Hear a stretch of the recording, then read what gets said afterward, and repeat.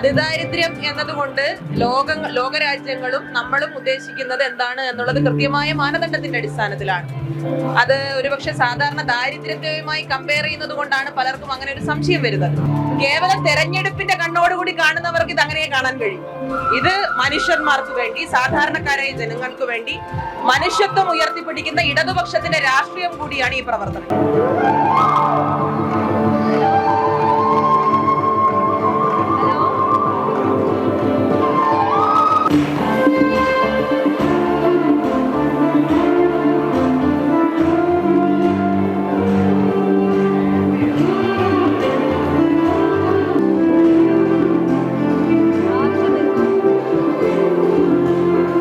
നമുക്ക് എല്ലാവർക്കും വളരെ സന്തോഷം നൽകുന്ന ഒരു കാര്യമാണ് കേരളത്തിൽ അതിദാരിദ്ര്യ നിർമ്മാർജ്ജനം.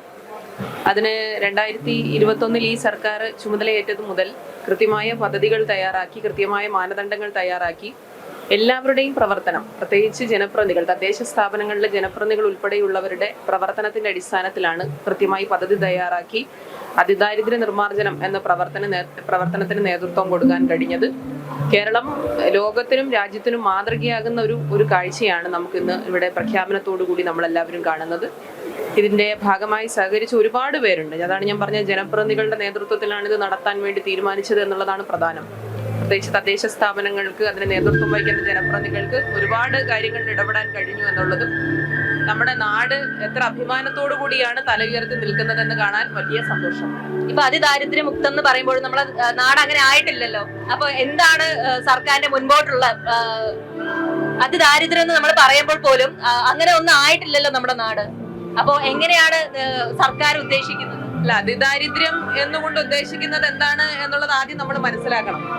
അതിദാരിദ്ര്യം എന്നതുകൊണ്ട് ലോകരാജ്യങ്ങളും നമ്മളും ഉദ്ദേശിക്കുന്നത് എന്താണ് എന്നുള്ളത് കൃത്യമായ മാനദണ്ഡത്തിന്റെ അടിസ്ഥാനത്തിലാണ്.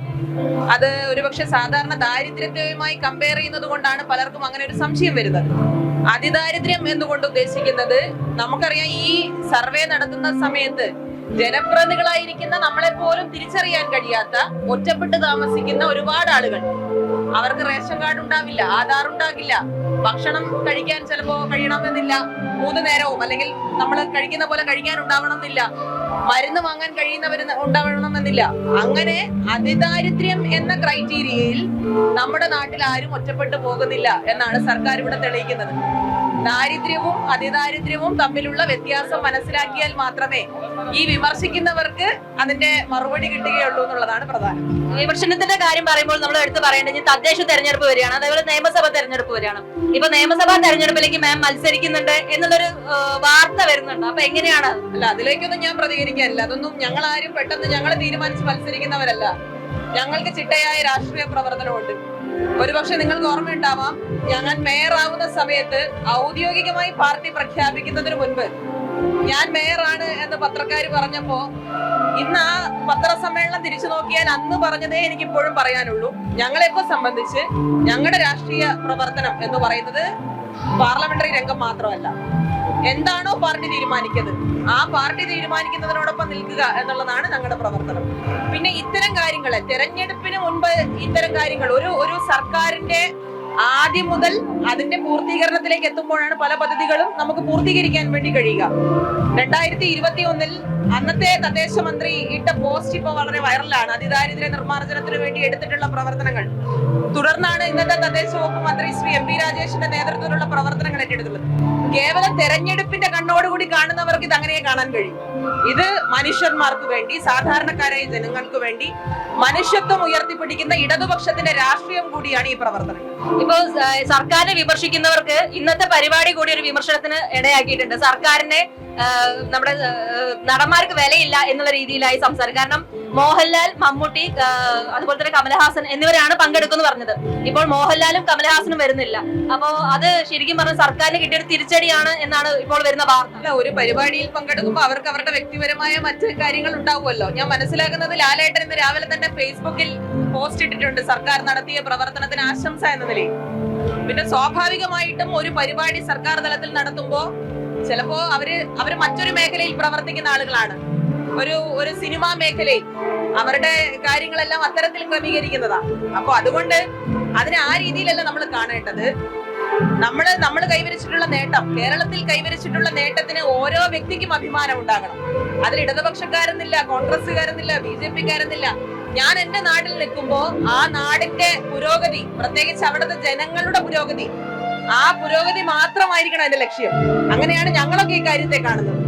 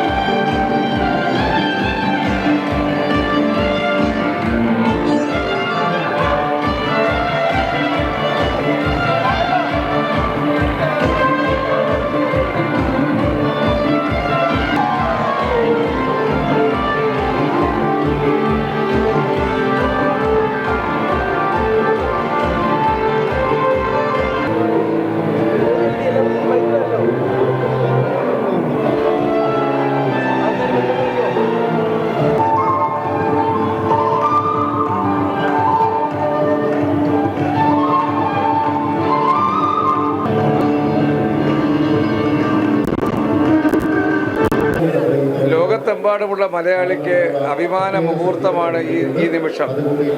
നമുക്ക് തല ഉയർത്തി നിൽക്കാൻ കഴിയും. നമ്മുടെ സഹോദരങ്ങൾ പട്ടിണി കിടക്കുന്നില്ല. നമ്മുടെ സഹോദരങ്ങൾക്ക് ഇല്ലായ്മകൾ ഉണ്ടായിരുന്ന, ക്ലേശഘടകങ്ങളായിരുന്ന എല്ലാം ഒന്നൊന്നായി പരിഹരിക്കാൻ ഒരു ഗവൺമെൻറ് കൂടെ ഉണ്ട് എന്ന് തെളിയിക്കുന്നതാണ് അതിദരിദ്രമില്ലാത്ത നാടായി കേരളം മാറുന്നത്. എന്തൊക്കെ പദ്ധതികൾ ഇതിനു വേണ്ടിയിട്ട് ചെയ്യുമെന്നാണ് ഉദ്ദേശിക്കുന്നത്? ഭക്ഷണം ഉറപ്പാക്കി, അവർക്ക് വിദ്യാഭ്യാസം ഉറപ്പാക്കി, അവർക്ക് ആരോഗ്യം ഉറപ്പാക്കി, അവർക്ക് ഭവനം ഉറപ്പാക്കി, അവർക്ക് വേണ്ടുന്ന അടിസ്ഥാന സൗകര്യങ്ങൾ ഒന്നൊന്നായി പരിഹരിച്ചുകൊണ്ട് മൃഗതുല്യമായി കഴിഞ്ഞ നിരവധി ആളുകളെ അടക്കം മനുഷ്യനാക്കി മാറ്റാൻ, തല ഉയർത്തി നിൽക്കാൻ കഴിയുന്ന സാഹചര്യം ഒരുക്കാൻ ഈ ഗവൺമെന്റ് പരിശ്രമിച്ചു എന്നതാണ് ഒറ്റവാക്കിൽ പറയാൻ കഴിയും. മൂന്നാം പിണറായി സർക്കാർ വീണ്ടും ഉണ്ടാവുന്ന അത് എന്താ സംശയം? ജനങ്ങൾ തീരുമാനിച്ചു കഴിഞ്ഞു. ജനങ്ങളോടൊപ്പം നിൽക്കുന്ന ഗവൺമെന്റ് ആണെന്ന് ഓരോ വിഷയങ്ങളിലും, ഓരോ പ്രഖ്യാപനങ്ങളിലും, ഓരോ നടപടികൾ നടപ്പാക്കിയതിലൂടെയും ഗവൺമെന്റ് തെളിയിച്ചിട്ടുണ്ട്.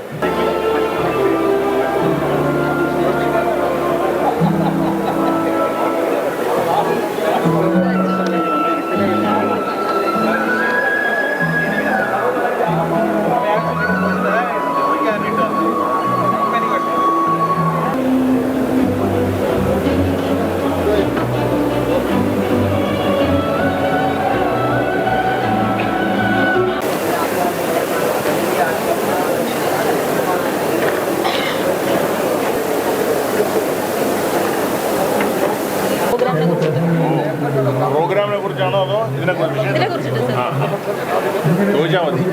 സാർ പറഞ്ഞാൽ മതി. ചോദിച്ചാലും ഉത്തരം പറയും. ആശംസകളാണ്. നമ്മുടെ സംസ്ഥാനം അതിദരിദ്ര മുക്ത സംസ്ഥാനമായി മാറുകയാണ്.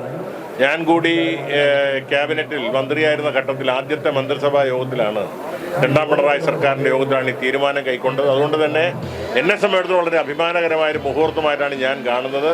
അന്നെടുത്ത തീരുമാനം ഈ 2025 നവംബർ 1 മുമ്പ് കേരളത്തെ അതിദരിദ്ര മുക്ത സംസ്ഥാനമായി മാറ്റണമെന്നുള്ളതാണ്.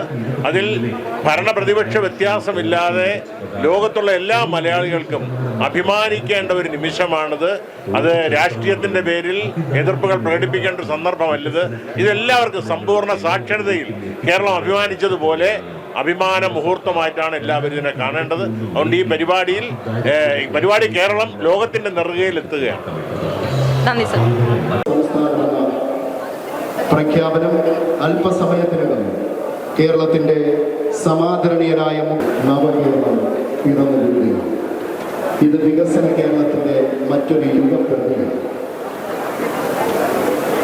ഓരോ മലയാളിയുടെയും മഹത്തായ നേട്ടമാണ് ഭക്ഷണം, പാർപ്പിടം, ആരോഗ്യം, അടിസ്ഥാന വരുമാനം എന്നിവ നിത്യജീവിതം